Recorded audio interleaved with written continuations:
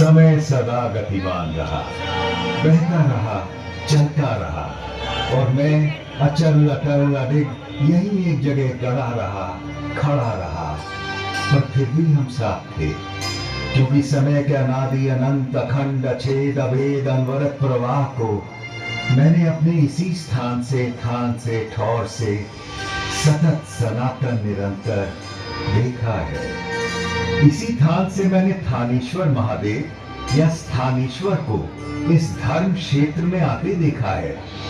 इसी स्थान से मैंने सारी सृष्टि के रचयिता प्रजापति ब्रह्मा को विष्णु जी की नाभि से स्वयं सर्जित होते देखा है।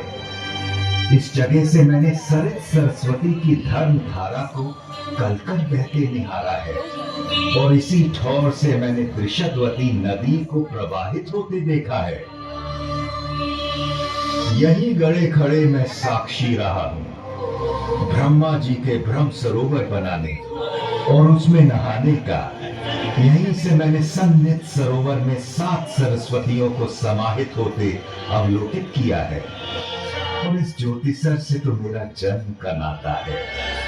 इस सरोवर के किनारे जन्म लेकर, इसके जल से सिंचित होकर इसी स्थल पर इतिहास को बनते बिगड़ते बदलते देखा है। आपके सम्मुख विद्यमान इस वट वृक्ष ने। इस पुरातन पवित्र पावन ब्रह्मावर्त में मैंने वेदों को अवतरित होते और पुराणों को विरचित होते देखा है। फिर अष्टांग धर्म स्थापित करने वाले सत्यनिष्ठ दानी दयालु प्रतापी राजा कुरु के समय मैंने क्षेत्र, इस धर्म क्षेत्र को कुरुक्षेत्र कहलाते भी देखा है। भरत कुल और कुरु वंश के वंशज राजा कुरु का समय ऋग्वेद का काल कहलाता था, जब आर्यों के इसी उत्तरवेदी ब्रह्मवेदी आर्याना में अपौरुषेय वेदों का अवतरण हुआ।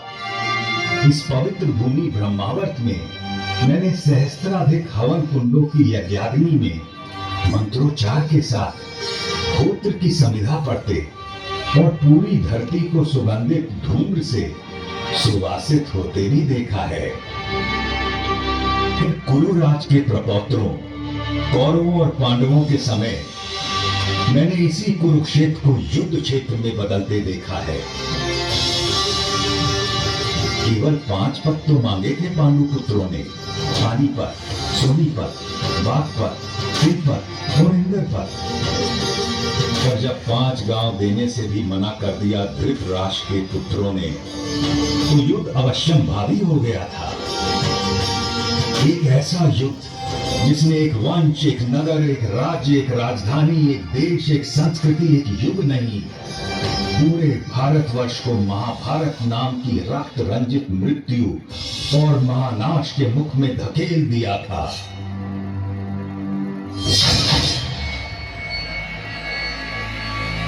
सच कहें तो महाभारत का युद्ध उसी दिन शुरू हो गया था, जब जुए के मादक और मारक खेल के लिए धृतराष्ट्र के पुत्रों ने पांडवों को हस्तिनापुर के अपने प्रासाद में आमंत्रित किया था।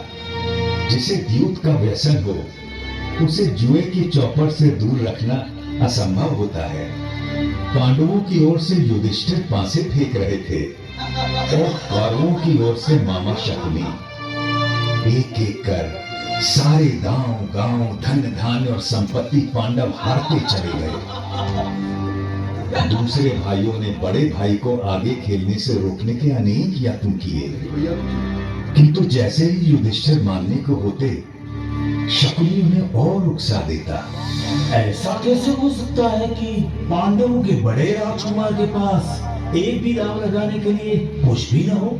और कुछ तो होगा, कोई रथ घोड़ा, दास दासी, चाकर भृत्य, स्त्री। हाँ, एक चीज है मेरे पास, मेरी पत्नी द्रौपदी, मैं उससे दांव पर लगाता हूँ। भैया, द्रौपदी कोई वस्तु नहीं, हम पांचों की पत्नी है वो। फिर कैसे आप उसे?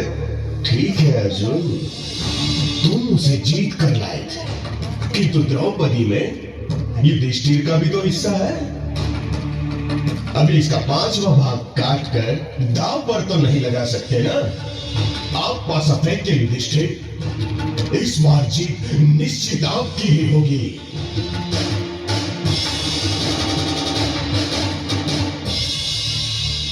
भैया मैं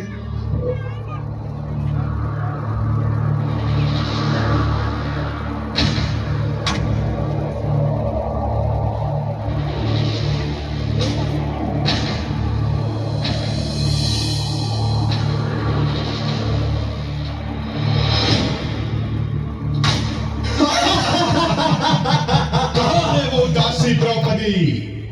सुशासन, उसे इस दरबार में ले आओ।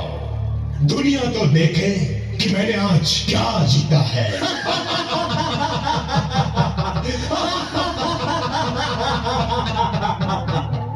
पूरे राजमहल में सन्नाटा पसरा था और उस नीरव मौन में केवल सुयोधन का अट्टहास गूंज रहा था। इधर सुशासन द्रौपदी को उसके केशों से घसीटता हुआ दरबार के बीचों बीच ले आया था।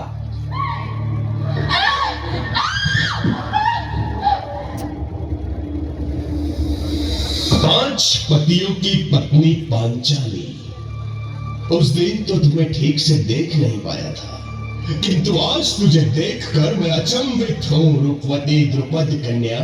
अभी भी ना तूने मुझे ठीक से देखा है, न जाना है, वरना तेरी हिम्मत ना होती इस तरह मुझे भरे दरबार में घसीटने की। पापी! सही तो कह रही है। अभी तूने मुझे न ठीक से देखा है, न जाना है। सुशासन, चलो निर्वस्त्र कर दो इस दासी को। बस कर सुयोधन, तेरी हिम्मत कैसे हुई मेरी पत्नी का ऐसा अपमान करने की? सुशासन, दूर हट जा। यदि तूने द्रौपदी को छुआ भी तो मैं तुझे जीवित नहीं छोड़ूंगा। धर्मराज, आप ही बताइए ना, युद्ध में हारी हुई स्त्री पर किसका अधिकार होता है? जीतने वाले का या उसे हार जाने वाले का?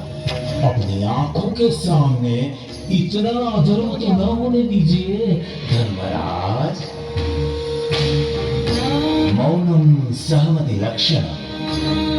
पुत्र सुशासन, निर्वस्त्र कर दो इस दंभी दासी को। कैसा पाप किया है आपने धर्मराज?